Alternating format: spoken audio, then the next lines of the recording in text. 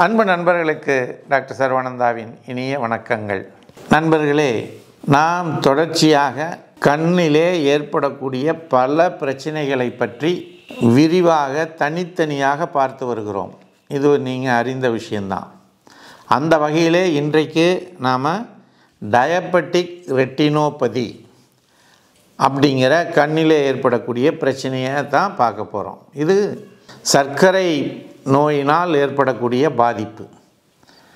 என்ன பாதிப்பு அப்படின்னா, கண்ணினுடைய பின்பகுதியிலே இருக்கக்கூடிய இரத்த குழாய்களிலே ஏற்படக்கூடிய பாதிப்பு.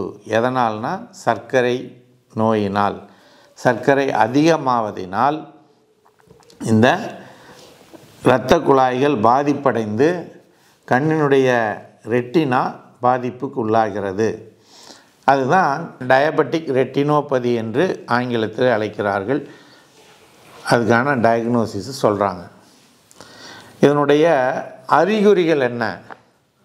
ஃப்ளோட்டர்ஸ் என்று சொல்லக்கூடிய மிதவைகளாக அப்படியே பார்க்குறதுல அப்படியே மிதக்கிற மாதிரி தெரியும். அப்புறம் பிளரினஸ், பொருட்கள் சரியாக பார்த்து முடிக்க முடியாது, கண்டுபிடிக்க முடியாத நிலையாக இருக்கும். ஒரு இதை பிளரினஸ்னால் ஒரு பொருளை ஐடென்டிஃபிகேஷன் பண்ணுறதோ இன்னது தான் அப்படின்னு உறுதிப்படுத்துகிறதோ முடியாததாக இருக்கும். அடுத்து டார்க்னஸ் ஆஃப் விஷன், அப்படியே இருட்டாக இருக்கும். கலர்ஸ் பெர்வர்டிங் அப்படின்னு சொல்லுவோம். அதை கலர்ஸை ஐடென்டிஃபை பண்ண முடியாது. அந்த மாதிரியான ஒரு பிரச்சனைக்குள்ளே நாம் போவோம். அடுத்து சுத்தமாக கண்ணு தெரியாமல் போகும். ஸோ இந்த ரெட்டினோபதி பிரச்சனையில் நாம்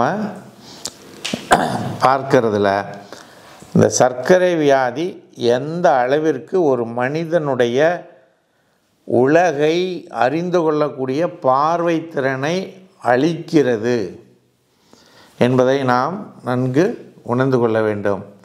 அதனால் நாம் இந்த சர்க்கரை வியாதி வராமல் இருப்பதற்கு உரிய அனைத்து பிராயத்தனங்களையும் முயற்சிகளையும் இளம் வயதிலிருந்தே நாம் அதை கடைபிடிக்க வேண்டும் என்பதைத்தான் உங்களுக்கு இந்த நேரத்திலே சொல்ல விரும்புகின்றோம்.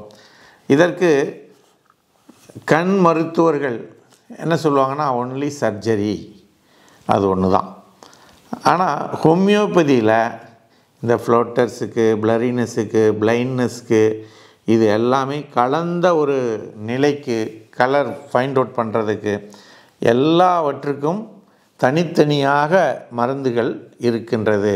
அதில் குறிப்பாக ஆரமெட்டாலிக்கம், கொனையம், பெலடோனா, ரூட்டா போன்ற பல மருந்துகள் சிறப்பாக வேலை செய்கிறது.